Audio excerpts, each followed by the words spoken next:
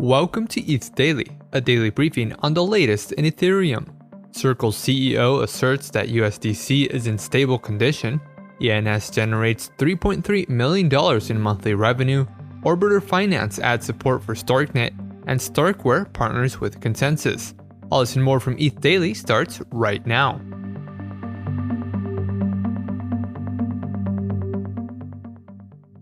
Jeremy Allaire, the CEO of Circle, shared a Twitter thread reassuring that its USDC stablecoin stands in a strong financial position.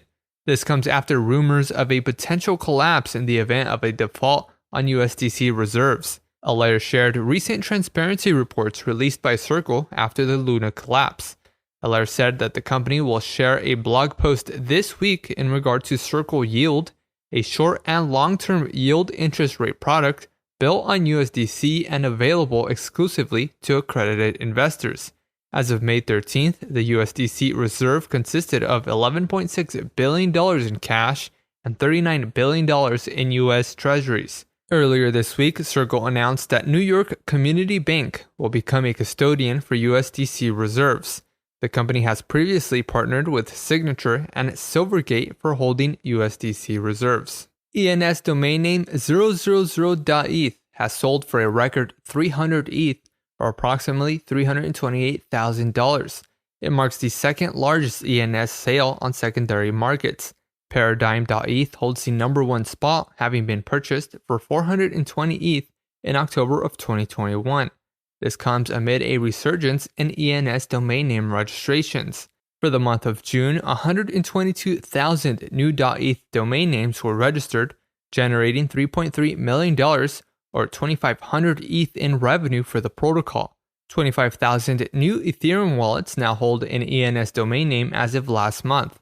In total, the protocol has leased 1.47 million domain names, with 463,000 wallets holding at least one domain.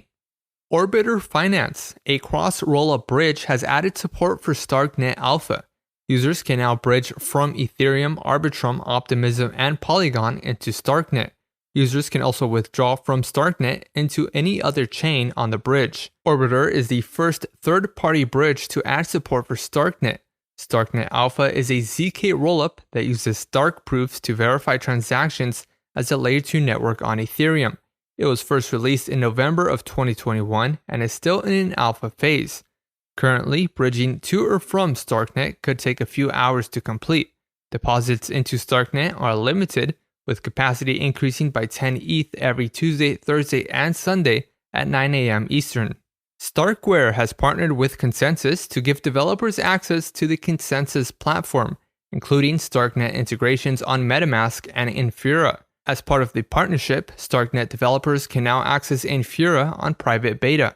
The StarkNet integration on Infura gives developers access to API endpoints with support for all RPC methods. MetaMask released its first ZK rollup-enabled snap for StarkNet, enabling developers to expand functionality for dApps.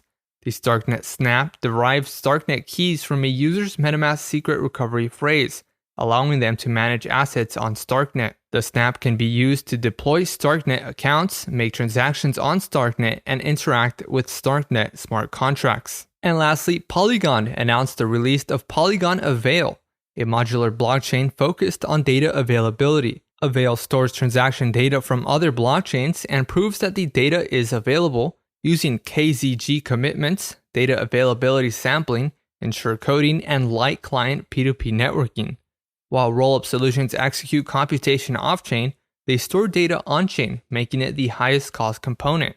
Avail proposes to bring immediate cost savings and increased throughput to Layer 2 rollups. The network is now live on the Avail Testnet. This has been a roundup of today's top news stories from ETH Daily. You can support this podcast by subscribing and leaving us a review on Apple Podcasts. Also, subscribe to our newsletter at newsletter.ether.fm. Thanks for listening. We'll see you tomorrow.